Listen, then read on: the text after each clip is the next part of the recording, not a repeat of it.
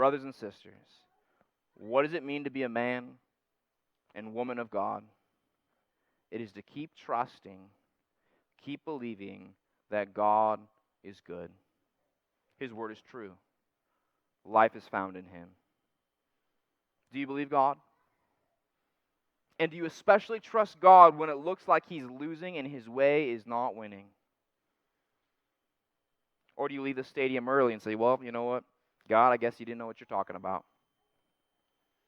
God tells us this is for the end. If it seems slow, wait for it. It's coming. It will not delay. God is coming, brothers and sisters.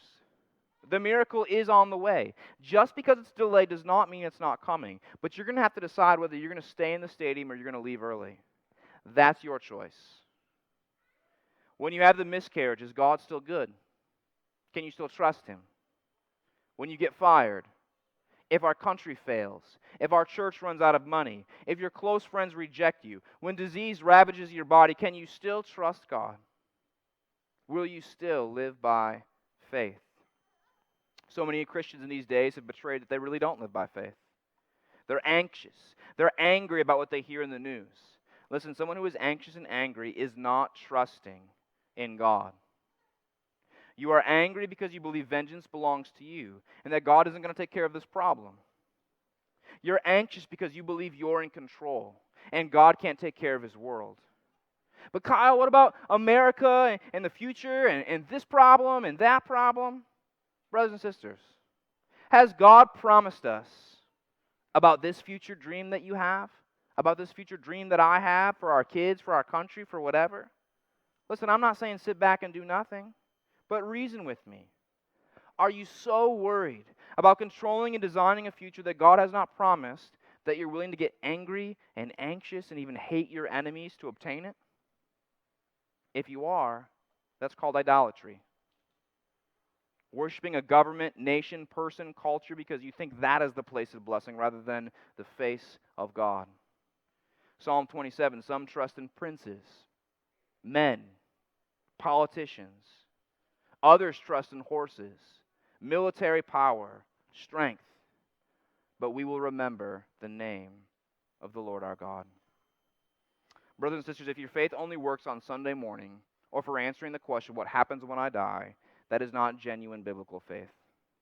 The righteous live by faith, even as the enemy surrounds the city. You see, true faith is not for nice picnics and days at the beach. It is for the fire. Everybody has faith on sunny days that God is good.